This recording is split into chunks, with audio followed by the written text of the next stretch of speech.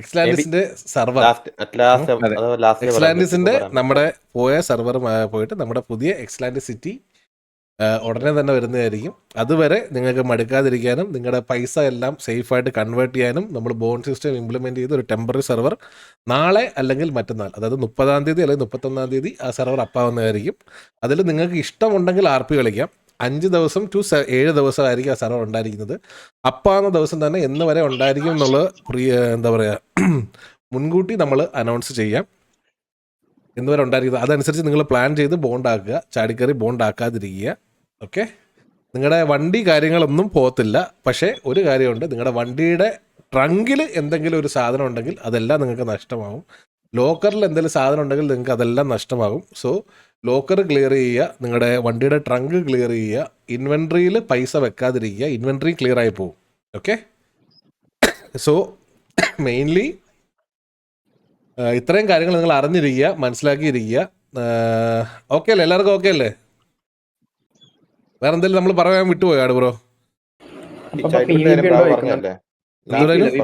അതേപോലെ നമ്മുടെ V2, നമ്മുടെ എക്സ്ലാൻഡിസ് V2-ൽ ഒരുപാട് പേര് കുറേ സജഷൻസ് പറയുന്നത് കണ്ടായിരുന്നു.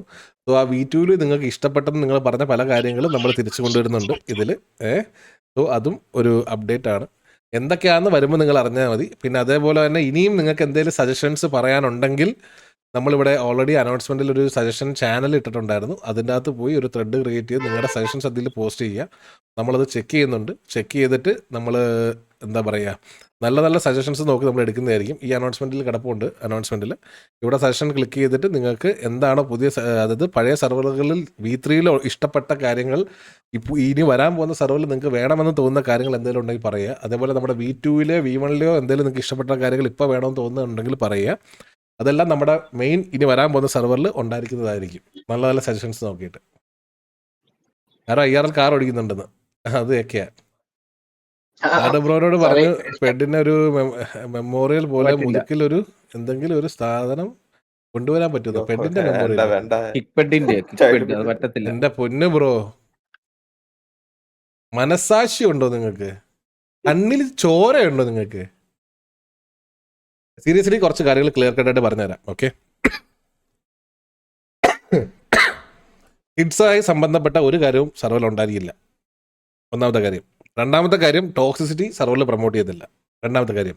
മൂന്നാമത്തെ കാര്യം, 18+ ആയിട്ടുള്ള ആൾക്കാരെ മാത്രമേ സെർവറിൽ ഇനി കളിപ്പിക്കത്തുള്ളൂ, മൂന്നാമത്തെ കാര്യം. സോ ഇതിൽ ഒരു വിട്ടുവീഴ്ചയും കാണത്തില്ല സെർവർ സൈഡിൽ നിന്ന്. ഇതിങ്ങനെ തന്നെ ആയിരിക്കും മുന്നോട്ട് പോകാൻ പോകുന്നത്. അതിലൊരു വ്യത്യാസം ഉണ്ടാകത്തില്ല.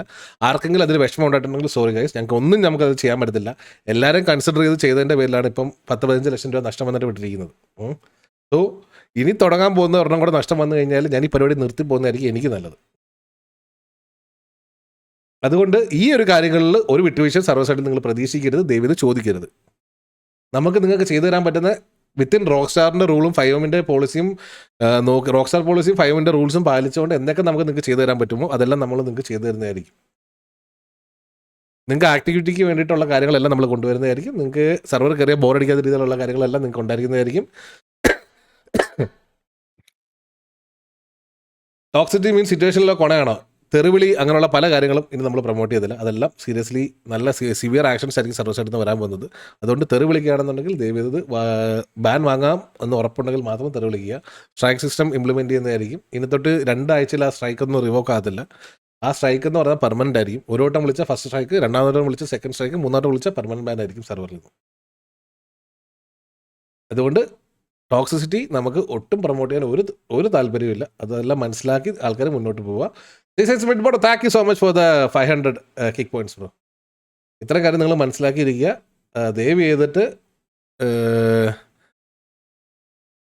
ഈ ഒരു സെർവർ ഇനി ടോക്സിക്കായിട്ട് മുന്നോട്ട് കൊണ്ടുപോകാൻ താല്പര്യമില്ല ഞങ്ങൾക്ക്. PvPക്ക് നിങ്ങൾക്ക് PvP എലമെൻറ്റ്സ് നിങ്ങൾക്ക് ഉണ്ടായിരിക്കുന്നതായിരിക്കും.